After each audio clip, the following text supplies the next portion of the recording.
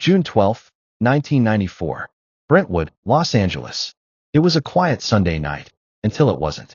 At around 10:15 p.m., a neighbor hears a dog barking uncontrollably. The barking grows frantic. Moments later, a grisly scene is discovered outside a townhouse on South Bundy Drive. Two bodies lie motionless in pools of blood. One is 35-year-old Nicole Brown Simpson, the ex-wife of former NFL superstar O.J. Simpson. Her throat had been slashed so deeply, she was nearly decapitated. Next to her was 25-year-old Ronald Goldman, a restaurant waiter who had come to return a pair of sunglasses Nicole's mother had left behind. He had defensive wounds. He fought for his life, but ultimately lost. The murder was brutal, personal, and filled with rage. The LAPD immediately turns its attention to Nicole's ex-husband, Orenthal James, O.J. Simpson. O.J. wasn't just any ex.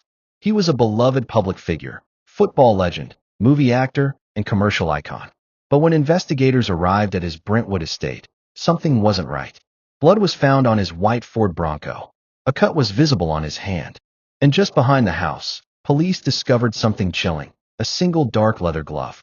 It matched the one found at the crime scene. As suspicion mounted, Simpson was scheduled to turn himself in. But instead, he vanished. Then, something unprecedented happened. June 17, 1994. A white Ford Bronco is spotted cruising down the 405 freeway. In the back seat, O.J. Simpson is reportedly holding a gun to his own head. His friend and former teammate, Al Cowlings, is behind the wheel. For over 2 hours, the low-speed chase is broadcast live on national television. The NBA Finals are interrupted. Over 95 million people watch in real time as police attempt to coax Simpson into surrender.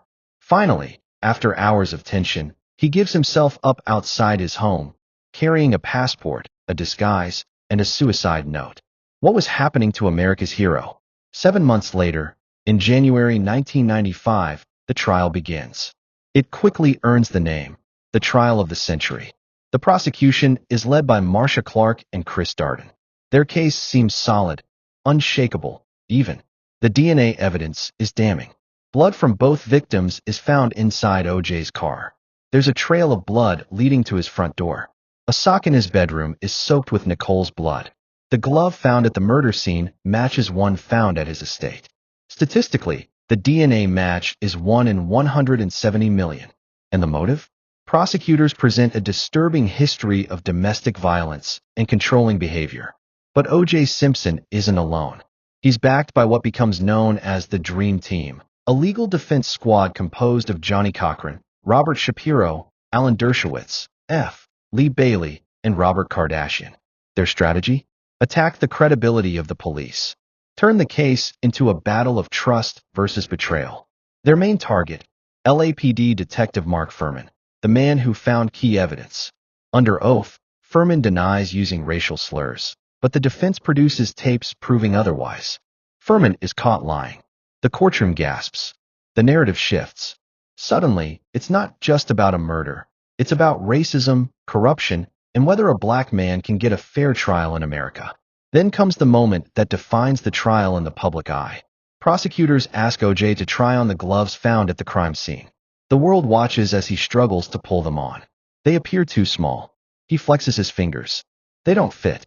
And in a moment of courtroom theater, Cochran delivers the now famous line, "If it doesn't fit, you must acquit." It becomes the catchphrase of the case, and the turning point.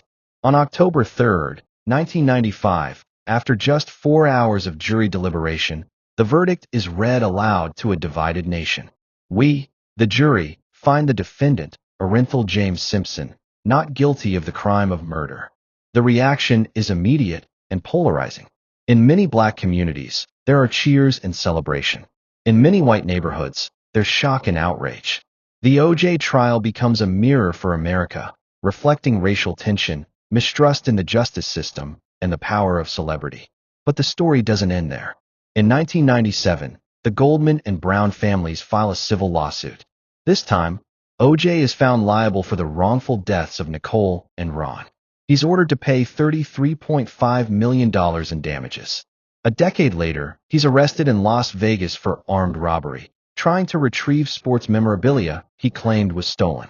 He's convicted and sentenced to 33 years, serving 9 before being released on parole in 2017. In a shocking move, O.J. releases a book titled If I Did It, a fictionalized version of the murders. Many see it as a confession hiding in plain sight. Now, nearly 30 years later, the question still lingers. Did O.J. Simpson get away with murder? Was this a triumph over a corrupt police force, or the ultimate failure of American justice? The trial exposed deep divides, but it never gave closure. To this day, millions remain unsure of what really happened that night in Brentwood. What do you believe? Was O.J. Simpson a victim or a murderer? Let us know in the comments. And subscribe for more true crime stories that still haunt the world.